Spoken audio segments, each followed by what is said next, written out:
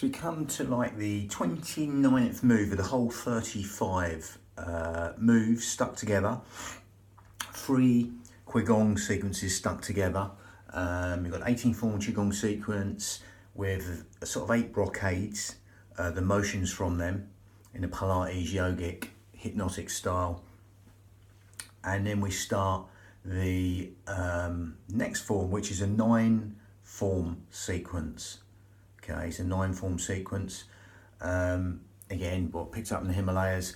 Not too sure where it's from, but yeah. And so that's like 35 moves, and this is the third of the last 9 moves. So in all, this is like the 29th move of the whole 35. Bit of going around the houses there, but doesn't really matter. You can do these in the order I've put them. I've put 35 in the brackets, and then the actual move is like 29. You can do these in sequence, or you can do these segmentally. It's up to you, because I'm going to go right into the breathing. Bit of a funny motion, this one. So I'm gonna, and it's sometimes there isn't modifications, so I'm putting modifications in with it. It's movement at the end of the day, so we don't want to get too caught up in this is this specific move for this specific form, which is fine. I'm not knocking that, but it is movement. And same with the breathing. The breathing's totally different on this. I've done the traditional stuff, breathing to the belly like a balloon, like the 8 brocade, stuff like that. But we're just taking the movements from these forms and putting it in the sort of Pilates, yogic, hypnotic style with the breath. This one's called White Crane Spreads Its Wings, I've heard it called. And yeah, it's a really good one for opening out the chest. A little bit of funny motion with the legs. So if you had any trouble with the knees, you could always modify it, which I'll show in a minute. So basically, let's just start with the breath. Nature's rule, not mine, is to find our balance.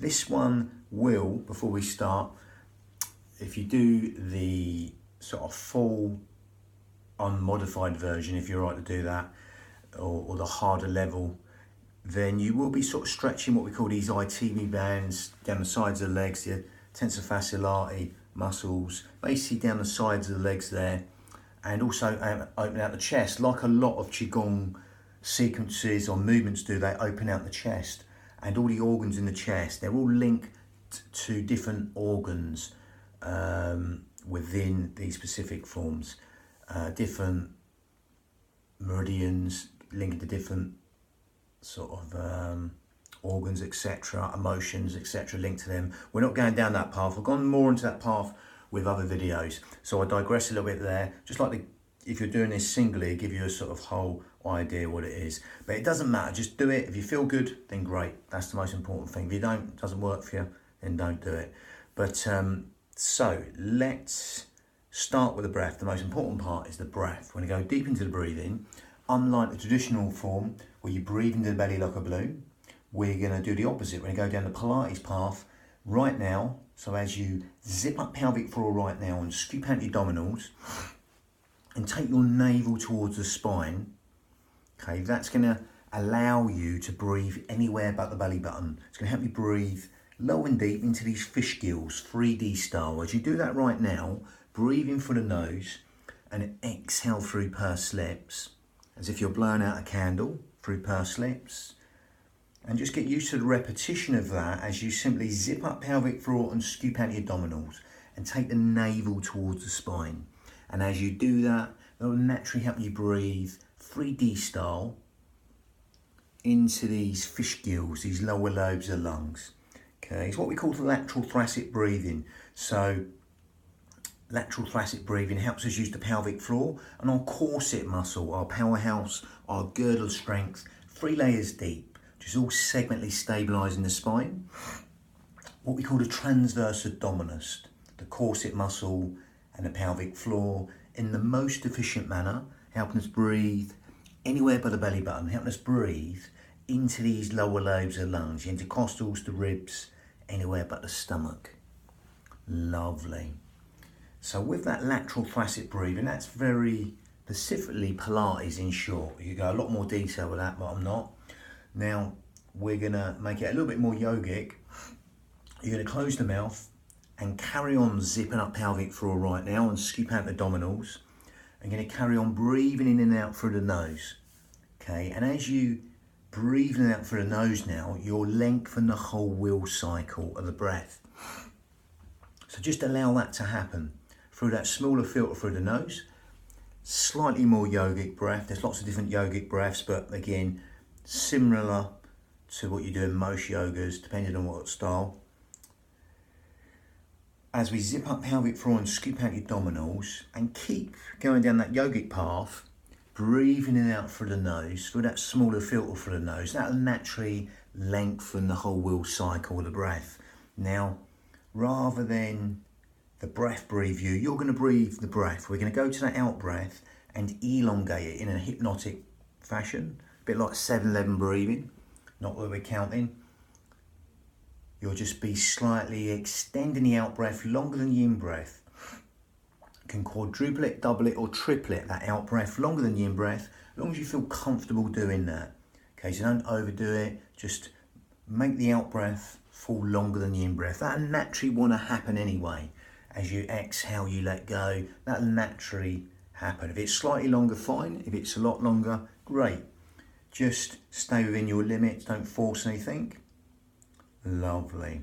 As you zip up pelvic floor and scoop out your abdominals, you'll feel the benefits of that breath. Now, we've gone down the yogic and Pilates and the hypnotic path there, so that's all good there. So we can stay with that breath or make it slightly more advanced yogic breath. If you can't get this, don't worry, just carry on breathing as you are. That's more than adequate. Okay, that's fine. If you want to make this slightly more advanced, then you can do it, that's great. If you can't, don't worry. If you want to do this, then all you do is grip at the esophagus, okay, and narrow the esophagus. You grip at the esophagus, and the only ways I'm going to do it is demonstrate. So again, it's a... As I grip at the esophagus, keep the shoulders down though, and you're going to exhale. As you grip at the esophagus, it will make that sighing, whistling, silky breath. So you're breathing through the nose and out through the nose, but as you exhale, it's like going with the mouth shut. Soft, silky, whistling, ujjayi breath, victorious breath, that raspy sound from the back of the throat. Ujjayi breath will even further lengthen the will cycle. And also, as you do that right now, that will give the mind something to focus on. If you can't get it, don't worry. Just carry on breathing with us, okay? Now again, as you're zipping up pelvic floor, scooping out your abdominals, breathing out through the nose, with ujjayi breath or not, while elongating the out breath longer than the in breath.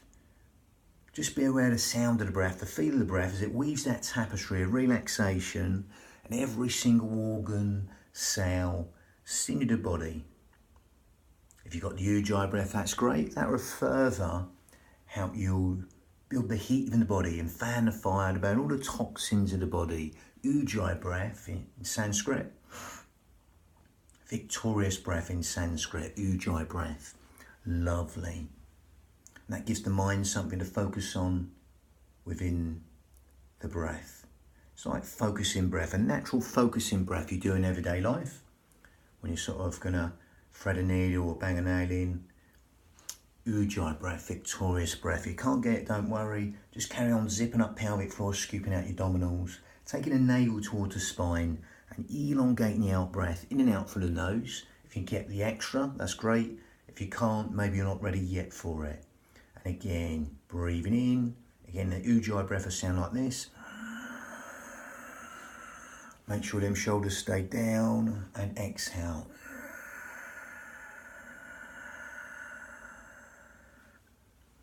Lovely. Now again, that's sort of getting near to Ashtanga Yoga breath, not quite, so I've a couple of other differences. But again, you can either do that with or without. We're going to simply calibrate and synchronize that to motion, integrate that with movement, what we call vinyasa, breath synchronized movement in Sanskrit. So again, we're going to stick with modifications with it, okay? Now again, I'm going to give you the full way of doing it and then you can modify it. Again, as with any movement anyway, or any movement system, qigong system, whatever it is, modify it. Remember, it's your union of your mind and body. So any ailments and it's aggravating, don't go there. You know, modify it to suit you. So this movement's a bit of space I'm going to need with this one. So I'll do the movement and then calibrate and synchronize the breath. So all you're doing, you're wrapping inwards here, okay? So you're going to just step across, you wrap inwards, and then if you want, you can collapse inwards as you open the legs and come this way a little bit, and then step across, open out the chest, gather in, don't hyperextend the back, keep neutral in the spine, okay? And then you're going to step across. I'm struggling for that space there, so again I'm going to step across, okay? Again, as I open out the chest, I'm going to push out. So what I'm going to do with the space here, so from here, I'm going to wrap inwards. You're going to just fold over, okay, and then step across and open out the chest, okay, and you're going to do the same again. You're going to step inwards, wrap inwards. If you want to bend down, you can. If you've got too much in the back, just stay upright and go here and push away the walls. Again, I'm going to turn a bit here, and then you're going to wrap inwards, collapse inwards, die off. Thinking tiny waist, navel towards the spine, especially here, because you can press in the area between the ribs and the hips. And then you're going to exhale, open out that chest, shoulders down. Okay, feel that stretch, your little pinkies, little fingers, the heart meridian, the pericardium, all opening out the heart lining. Step across, collapsing inwards. If you want to collapse inwards, that's cool. Again, or stand upright. Going to collapse inwards, gather in, navel towards the spine, and exhale. Open out the chest. I'll do it a little bit sideways so you can see that. So I'm struggling with the space.